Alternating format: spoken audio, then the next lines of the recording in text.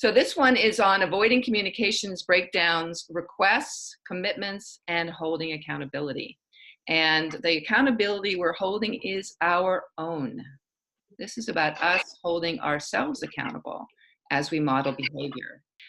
We are welcoming the folks from York and Philadelphia, who we did the coach approach to adaptive leadership with last month. So we're delighted to have them here. Also delighted to have our colleagues and partners, Ellen Kagan, who is here amidst moving her house. Moving her house. You want to say something about that, Ellen? I just unmuted you if you want to say hi. It's a great way to learn how to coach yourself amidst the chaos. So practice every day. There you go, for all of us. Great. And Alex is here also. Hi. He'll be doing the webinar with me. So Sure we are will. glad you are here. So we're going to start with a brief centering. Very brief. But one of the very most important things, and we know we tell you this every time, so we love it that we're consistent. We are going to just remember, hello, how important it is to be present and centered.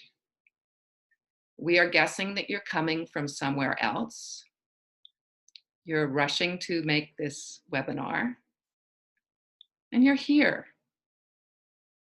So we want you just to settle into the fact that you've made it. You're here. Let your breath deepen.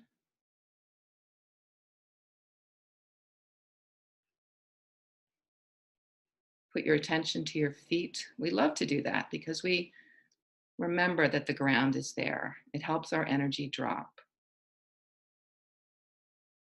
As our breath deepens, what happens is our nervous system slows down. We become more relaxed. And we know that from this relaxed place, we have more choice. We are less reacting out of habit and more able to respond. So inviting you to take just a couple of more deep breaths, enjoy them, and we will start the webinar. All right, so hopefully everybody can see that.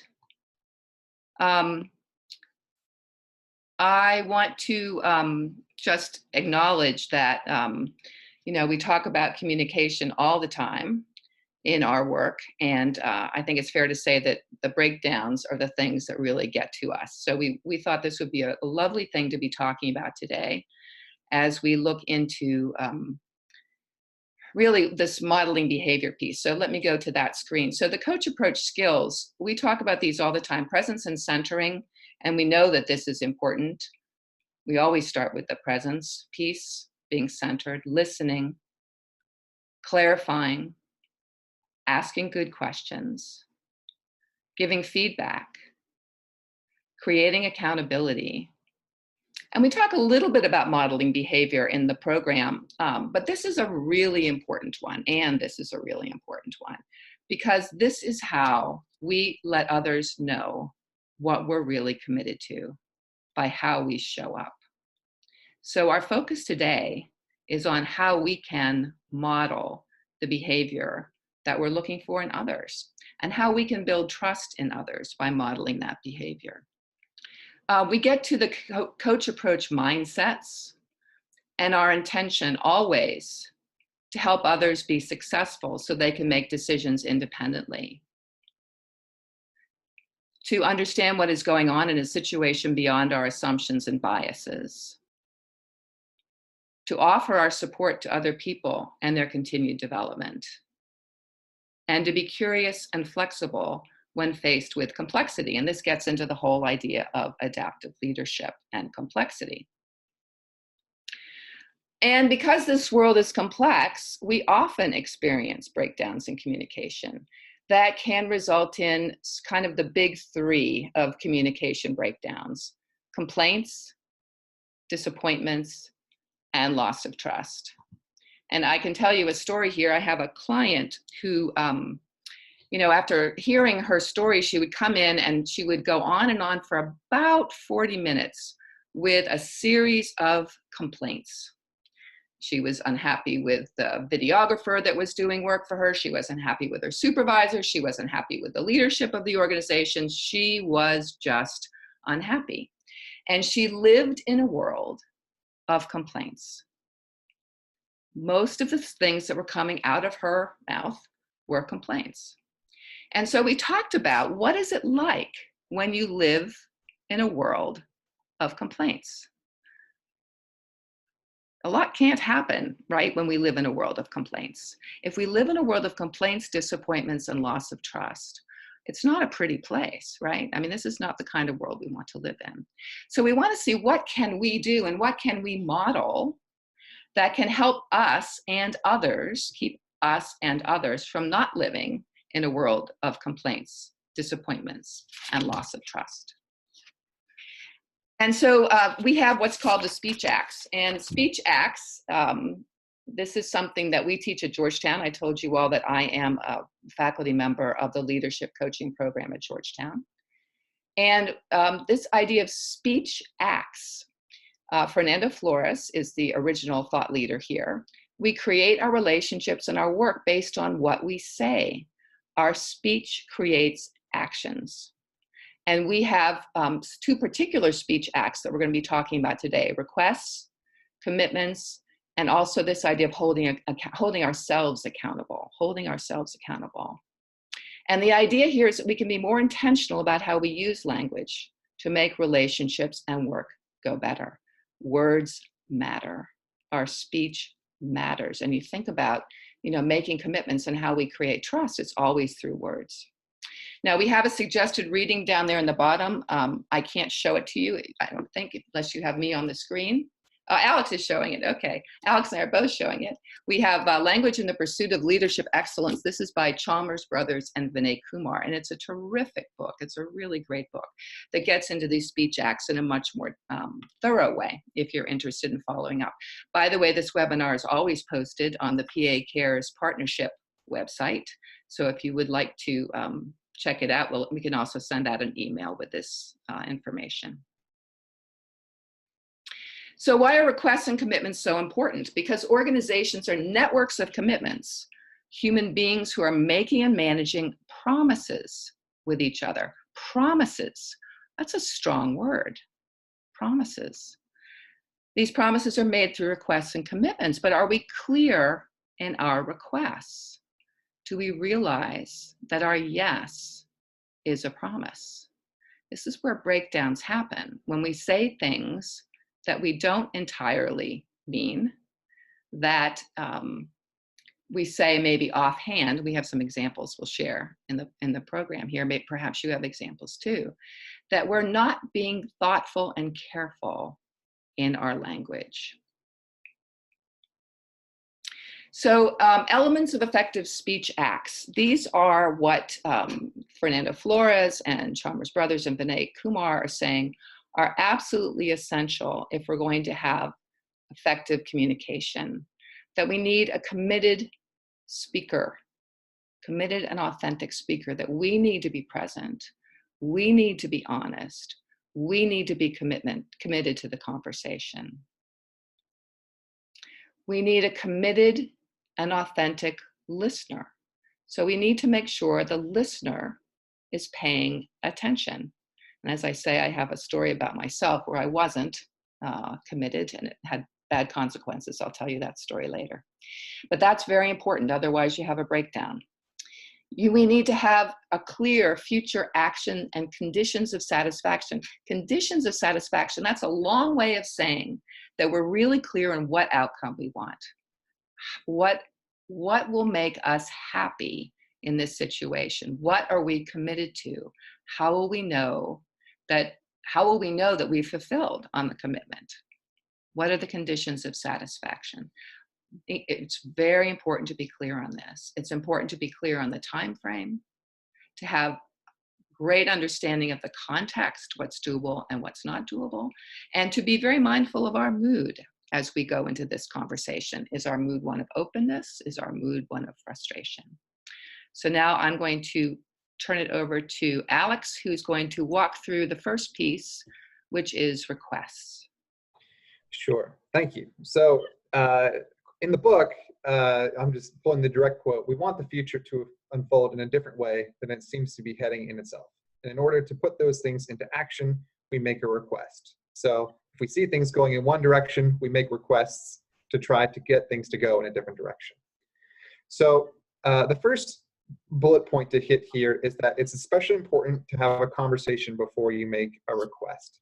So the intention behind this statement is that sometimes when you witness something or you have a perspective, that you can go immediately into the request fix-it mode without having a conversation or investigating or being curious about what else might be going on, what might have caused this that may impact what request you have, or if you even need to make the request at all. So always a good idea to maintain that curiosity.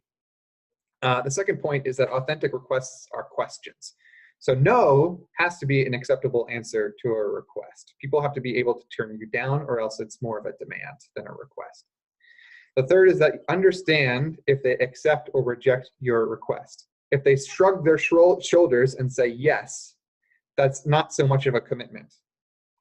So you want to make sure that you get a firm understanding if they accept it and reject it. But part of that is making it clear that a rejection of your request has to be okay. So if the request is rejected, ask what they can commit to instead, or what they're going to do differently next time, or what's going to happen so that the future unfolds more in a way that aligns with your values or the values of your organization. Always, as we talk about in the coach approach, we talk about sincerity and authenticity. So it's very important to be sincere in what you're asking for and declare your satisfaction with the request that's delivered. So I like to call that getting your receipt. So make sure that every time you make a request and they fulfill a request, you give them their receipt of, I'm glad that you did this. It's important to me. I noticed that you fulfilled the request. Thank you so much. It means a lot. So make sure you give them that after they fulfilled the requests.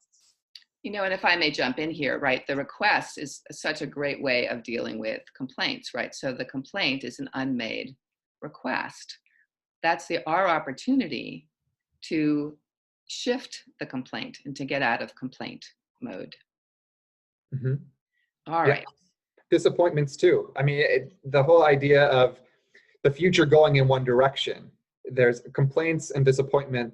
There's a little bit of a separateness and a powerlessness about things are happening to us. So a request can be, what can we do to sort of empower ourselves to make an impact and change how those things are going? Yeah. So here are examples of not really clear requests. And as you look down this list, and I'll go through each one, a lot of these should be relatively familiar, ones that either you've made or the ones that have been made to you. So we won't go each one yet, but I'll just run down each one. I'd like to follow up more frequently. This should have a higher level of quality. Someone should remember to take notes next time. We need to keep the community space clean, and please handle my appointment. These are all requests that people just they'll make, but they have a clear idea of what's in their minds, but they won't communicate that as effectively as something more specific. So that first example could be, I would like you to follow up with me each Tuesday at 4 for a 30-minute meeting. So that sets a very clear expectation, and it's a very clear request. The next one, this should have a higher level of quality. That becomes, I'd like you to review and spell check our material before you send it to me. So they're getting more clear about what review means. Okay, someone should remember to take notes next time. Someone often is, I'd like you to take notes in our supervision meetings going forward. The next, we need to keep the community space clean. Okay, well, what does that mean? Instead, a better request or a more specific request would be, I'd like you to take responsibility for ensuring that everything is picked up and put away and no food is left out, right? Gives a lot more information. It's not just about clean, but maybe there was an incident where there was food left out, and that's the very specific thing, but offers a lot more information. Okay, please handle my 4 o'clock appointment. right? Very unclear. So that can become, I'd like you to let my appointment know that I will be running 10 minutes late, apologize on my behalf, and offer them a drink. So what this does is allows several things. First, it is more specific and therefore more clear of a request. Second, it gives people an opportunity to tell them what they can commit to. So can they do something vague? Sure, but they might do it at still a poor level of quality. Or they might not be able to commit to, for example, a 30-minute meeting, but instead maybe a 15-minute meeting. So because you have a specific request, you can create a conversation. Okay, so now we're going to just do an activity.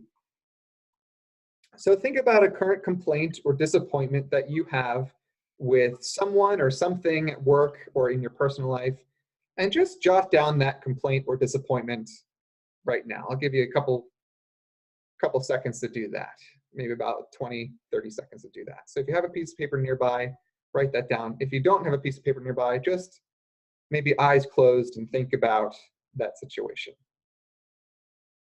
And try to crystallize it as much as you can. Be very clear about your complaint or your disappointment.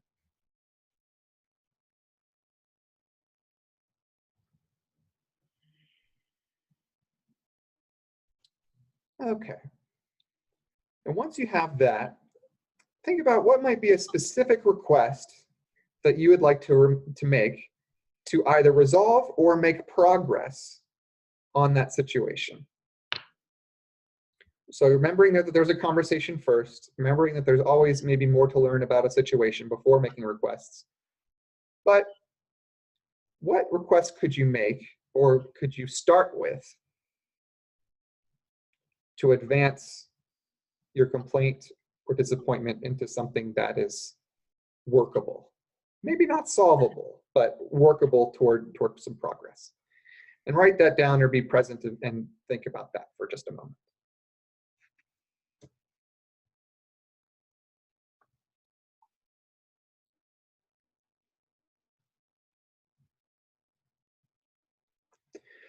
So once we have that, I'm going to open up the lines, and it's going to be for one of two things. So this is my request. Mm-hmm. So please either share, if you could, if this was easy or difficult for you to do, or share your specific request as much as you feel comfortable doing. So we'll open up the lines again to repeat the request. My request is that you share if this exercise was easy or difficult, or sharing your specific request that you wrote down or thought about. And let's just take one or two or max three as you offer. How this went for you.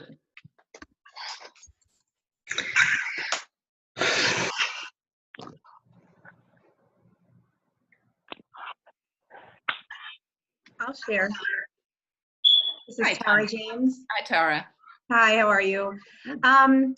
Well, it made the conversation easier, actually, because when I'm thinking about having to address one of my staff members who is a really wonderful staff member, she's a great clinician, a great case manager, and really does quality work, but her hours are very low. The conversation does evoke a little bit of anxiety for me, because it really is highlighting kind of a flaw that has to be addressed, or disappointment. But having to be specific rather than just saying, okay, the expectation is that you increase your billable hours to X. I think that making it more specific, like you're challenging us to do, saying having more of a plan in that request. So it's not just saying that I would like you to have X amount of hours increased, but how can we do this? So the request is perhaps meeting with 6 families per week, 2 or 3 times a week, for at least 1.5 hours. Makes the conversation a lot easier than being general and vague and assuming they understand my expectations. Great, excellent. And that, as we talked about earlier, being specific says, can you meet with the 6 families? That's a more tangible thing for someone to say, yes, they can do that. They can even do maybe more than that, or they can say, 6 is tough, and here's why. And that's a conversation that you wouldn't have had unless you were that specific in your request. So that's great. Somebody else. I can share something. So you said personal too. So I had to have a conversation with my husband, and I think it's different because you don't have goals that you have to, there are certain plans that you can delay or ignore. So we had a conversation, and I made a request. He said no unless these are my conditions. And I don't agree with that. I was going to ignore it. So it was very difficult to jot this down. And I said, okay, I opened myself and I said, if we discuss it, should I just close it by saying, I understand and I accept your response to these, which probably will be either opening him to explore if there are other options, or just respecting him and understand that he's just said no. Great. So do you feel like you're clear on your next step? Yeah, I have to accept what he said. He wants me to do something else. It's like a family business. He wants me to ask something else, but I think I will leave it as accepting his response. Okay. Great. Which is hard. Yeah, but that. Oh, Alex, I muted you, honey. Sorry. I know, that's okay. That's acceptance is okay. And we'll get into the responses to speech acts in a moment, but yes is okay, no is okay, and not now and not yet is okay. And it may be something that occurs in the future, or it may not be. But we can be confident in the people that we trust and care for that progress will be made. Maybe not in our image, but we can trust that something will be made. Okay, looking at time, I'm going to move on unless someone is burning and yearning to contribute. Any burns and yearns? Well, you muted everybody, so I guess what you're. So that's an implicit request, right? You just made to mute everybody. Okay, so that's great. So moving on, this is just what we talked about. So what a great segue. So possible responses to a request. Yes, of course. No. Commit to commit. So what that means is I can't say for sure yes or no right now. But I'm saying yes to when I can commit. So again, specificity, so important. I will let you know by 3 p.m. Wednesday after I check my calendar. Very clear about when you can expect an answer. Now, maybe you've heard of kicking the can down the road of, oh, and then at 3, oh, I can't commit yet, oh, I can't commit yet. That causes an issue. That causes a breakdown. So if you're genuine, make the commitment even though it's a no. And usually if someone's kicking the can or you find yourself kicking the can, usually that's a no. So have the courage to be clear, have the respect to be clear, and if the answer is no, you can just say no. And then the last option is renegotiating. I can't do this, I can't make that commitment, but I can do this. I can do something else. I understand why you're making this request, and I can help in the following ways. Okay, so then we go into commitments and promises. So you're making a commitment whenever you say you're going to do something, whether you realize that or not. So commitments, and we're modeling this, should be modeling this, are always to be taken seriously. So imagining that you're under oath. Every time you use the language of I'm committing to this, that might be a step beyond saying you're going to do something. Different cultures have different ways of saying, if you say this specific phrase or this specific words, that's like binding. So encourage you to find some phrase or find some word where that's the case. Something's under oath and binding. Your commitments should be clear, they should be actionable, and they should be as precise as you can possibly make them. So whether we keep or break commitments can impact trust, relationships, success, and the self-esteem of the person that you're making a commitment to. So here are some examples of commitments that people make all the time that sometimes are fulfilled and sometimes are broken. So we often make promises without realizing the inherent commitments. We will start the meeting at 9. I'll call you at 3. I'll get this to you by the end of the day. I will let you know if anything changes. Let's have lunch next week, or we'll talk about this later. So how often is it that we'll start the meeting at 9 really means we'll start it at 9:30? Or I'll call you at 3 becomes, I called you at 3:20. I'll get it to you by the end of the day, which means I'll get it to you in the next few days. Let's have lunch next week could be, oh, great to see you, but I gotta go. We'll talk this later may mean we're never gonna talk about this again. But we're saying if you're using commitments and speech acts with the intention of building other people, modeling good behavior, and building a culture of trust, then these are all commitments that are binding, that if you slip up on one, there's, you need to be able to really work your way back to earn people's trust. Okay, and the breakdowns and the requests or commitments, hopefully they're obvious, but just to take a wide headline picture, if the requests, commitments, or even offers are interpreted or disingenuous, if they are or interpreted as disingenuous, if they're unclear or unintentional, and if they don't have adequate accountability or follow-up. So oftentimes, most often, the breakdowns result from a lack of transparency or a fear of consequence. A fear of consequence of, I really want to say no, but I can't say no for a particular reason. That's why breakdowns happen. But there are opportunities for breakthroughs. I literally got you. I'm sorry? Maya, didn't what you got, veggie? Yeah. I take it. We just did the same thing you did. I didn't know she was getting something to eat, and I picked up veggie. Beth, can we mute? Yeah, done. Thank you.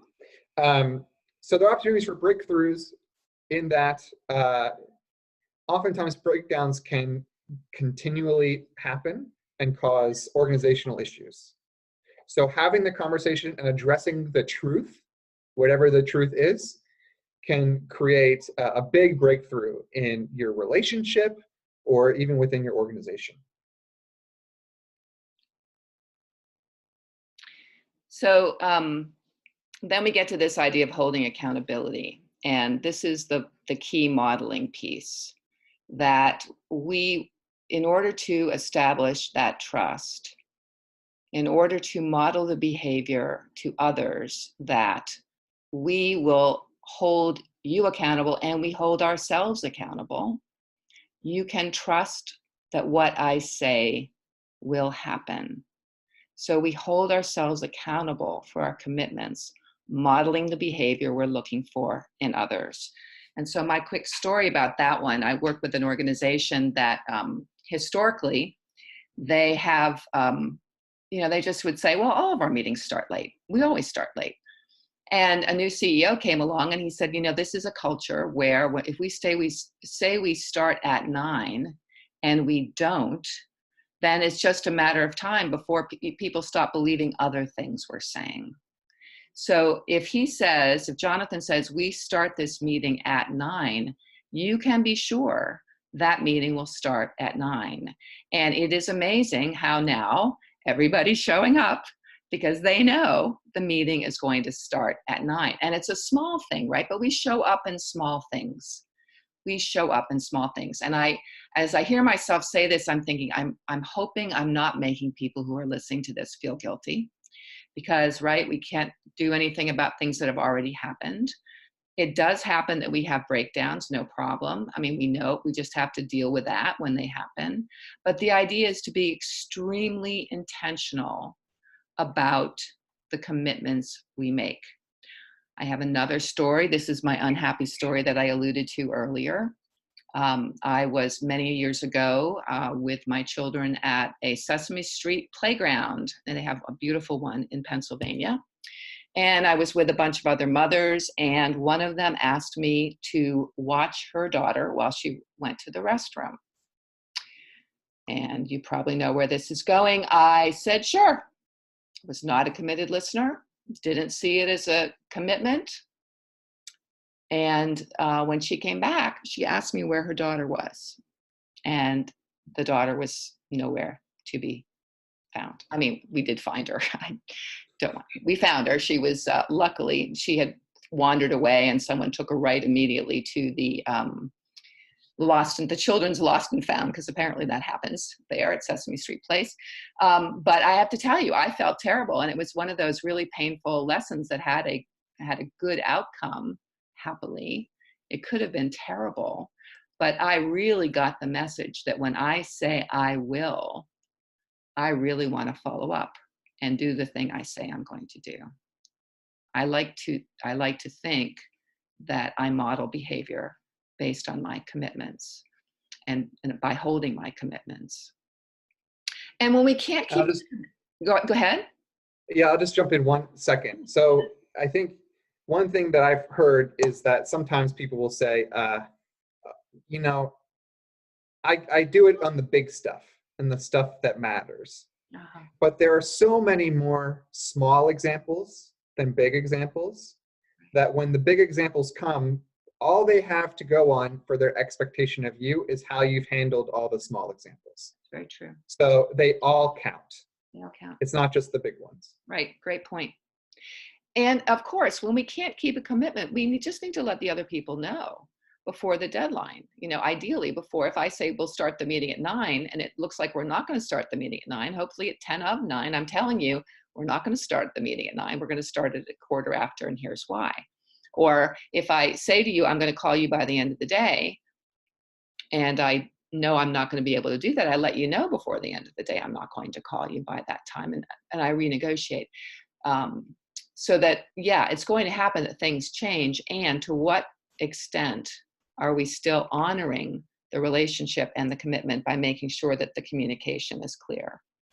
And finally, we're very careful to make commitments that we know that we can and want to keep. This is important for those of us who are pleaser types, who want to say yes when we mean no, who agree to do things that we don't want to do, and then maybe feel resentful about it, right? So very, very important to be really clear with ourselves. Is this a commitment that I want to make? Is this a commitment that I can make? Is this a commitment that I want to keep? We're holding accountability ourselves. So now we want to ask you what your experience has been with commitments, with this idea that breakdowns are opportunities for breakthroughs. We'll open up the lines again to see if someone has a story of a breakdown in a commitment that led to a breakthrough, or a story of someone fulfilling on a commitment that really meant a great deal to you. So I'm going to open up the lines. I'm going to unmute everybody. So if you want to speak, go ahead and speak. Okay, that may not be. We're gonna do 4 cookies. Here, you can have them. I gotta get some more. All right, I think I'm going to do it a little differently. I'm going to mute everybody, and if you want to speak, just unmute yourself. Let's do it that way. Do remember to unmute yourself if you want to speak.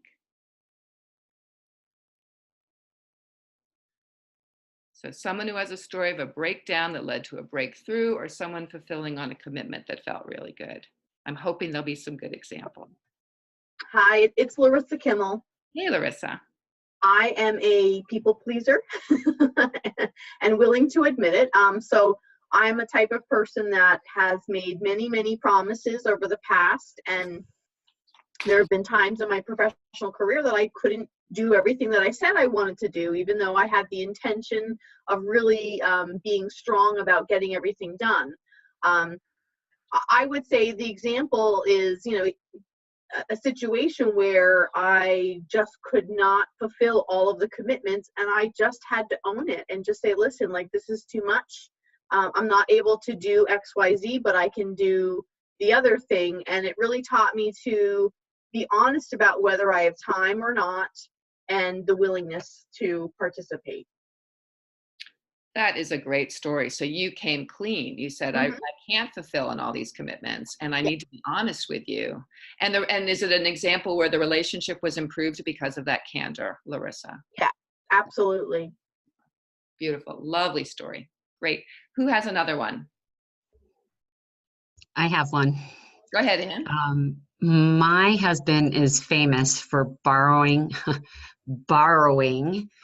tools that I have. I got married later in life and I had lots of tools. And so my husband has plenty of tools too, but he misplaces them. And so he had bought me actually a drill and a whole bit set for Christmas one year. And he had started borrowing it again, and he did put it back. But I had said to him, I said, please don't, I'm okay with you borrowing it. Just make sure you put it back. And so just this past week, all of a sudden he comes with 2 brand new drills in a whole new package. And I was like, what's this? And he said, well, I kind of need your drill, the drill that I got you, because it's better for his work. And so I got you this brand new kit. So that was he was fulfilling a commitment to me. He didn't just take my stuff and then bring it back and then use it so much that I'm like, is it even mine anymore? He actually, went and bought me a brand new one, and he's making sure that I have it. So that felt really good. Well, I love that. I mean, and how wonderful to have a woman who comes with her own tools. I think that's just, right. That was my dowry. That was the joke that we had. your dowry. Well, just to make another point about that, how different would it have been if Anne said right away, you need to buy another drill if this is going to keep happening, right? That was not the request. She just made clear what her needs were, and he was able to arrive to that conclusion himself. So sometimes you just state what your needs are, and people can pull through in the way that works for them. Yeah. And if they don't, if we're not clear and we do have to make a request, I think that's an opportunity to do it. So we really want to make these things very specific for you. Complaints can be addressed by requests, and we make commitments to people. We make promises to get things done, and we want to hold ourselves accountable. And this whole idea of time management, I want to throw a couple things here as we come to the end of our time together.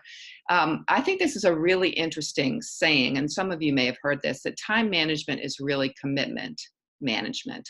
What is it we're saying yes to? What are the commitments we're making?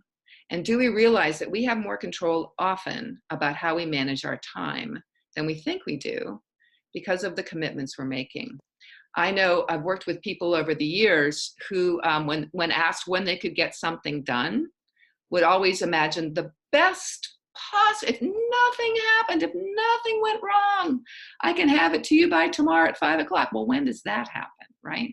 How fast can you be here? We're going to meet at a restaurant. How fast can you get there? Oh, if there's no traffic. So really to remember that we really can help ourselves if we're careful in the commitments we make, if we give ourselves more than enough time, and if we make sure we do the most important things first. I want to end. One last thing about this. Sure, please. So commitment management also means making time for yourself. So when we talk about commitments, we're not just talking about the commitments you're making to other people, but if you need a break or you need alone time, as we call it in my house, managing that commitment and making time for yourself has to be interwoven with all the commitments you're making to others. Very nice. Thanks, Alex. And I have a request for you, Alex. If you could take a look at the chat. I haven't been able to look at it, but if there's anything to bring up at the chat when I read okay. So my last piece here for you is something that I really love. Let's see if I can get back in here to do this.